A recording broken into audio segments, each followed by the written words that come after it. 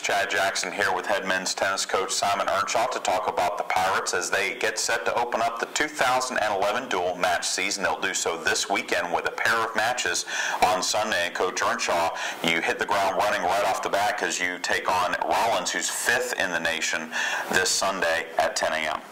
Yeah, we've actually started the season with Rollins a few times now. I mean, generally when we travel to Rollins, because the chances are it's going to be better weather, that's a good way to start. But I'm not really a person that I sort of feel like we need to start with certain type of teams. I think in professional sports you don't determine your schedule, so if you get a strong opponent at the beginning, then maybe that could be a better thing to really act as a catalyst to get the guys playing the level of tennis earlier in the season that they need to be doing once we really get into getting more towards the conference tournament. So Rollins is definitely a strong opponent. I know they've got a strong tradition in doubles. We've obviously done well in doubles the last few years, although that wasn't necessarily the case in my early years here as the coach. So we're looking forward to certainly a tough match with them, and I think the guys are just excited to get the season started. It's really been quite a long preseason this year. Tell us a little bit about how preseason has gone so far. You had some weather issues, but I think all the outdoor sports really have, not just here in Savannah, but the southeast as well. I think the main thing is that we're able to be creative, and in some ways the weather can, let's say, we want routine, but sometimes it's good to switch up the routine and kind of give them some surprises along the way, because too much routine can cause them maybe to start plateauing or let's say taking certain aspects of it for granted. So the weather does provide that. At the same time, that's being said, a good example would be is I feel that below a certain temperature, actually us working on our doubles in practice becomes an issue, because there's a lot more standing around and the points are a little shorter.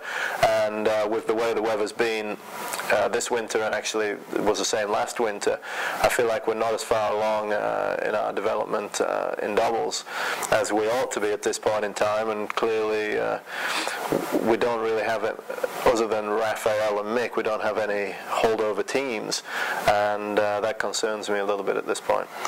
You've added 2 players for the spring season. One will play, one will sit out, but tell us a little bit about your newcomers. Well, we brought 2 players in January. We have Gavin Davidson. He's a true freshman. He's actually from sort of ballpark my area of England, similar to Dan. I think it's always very difficult, especially with a younger player, when you start them in January. I mean, they're pretty much thrown in at the deep end, and generally it's going to be a question with Gavin of potentially when to insert him into action, and then how quickly he can work his way to the position that he's going to end up for us, which obviously means you start at the bottom and you've got to work your way up. He's going to be a little bit of transition, I've noticed, with his game, the higher bounce, which would be being the same with me. Coming from England, the ball tends to come through a little bit faster and lower, and the strike zone moves up a little bit, so he's having some problems there. And I know physically he took an absolute pounding in January, and that was tough for him. Our other newcomer is Georgi Rumenov. Georgi will be sitting out his first year. That's the first time I've actually sat out a men's player in my time here. We actually did a similar thing with Louisa Cowper on the women's side, and I think this is more something that's going to help us in the long term. I know right now George is extremely polished player. He's very professional with his practice habits, and that can certainly help us on the practice court for sure. I know when you get out and you match up with Georgie, you're going to work extremely hard. I know the other guys respect him a lot, and he's fitting in well. I think his focus right now, though, is on the academic side and just making sure that he's where he needs to be 12 months from now. All right, Armstrong Atlantic opens up this Sunday at Bacon Park, taking on number 5 Rollins at 10 a.m.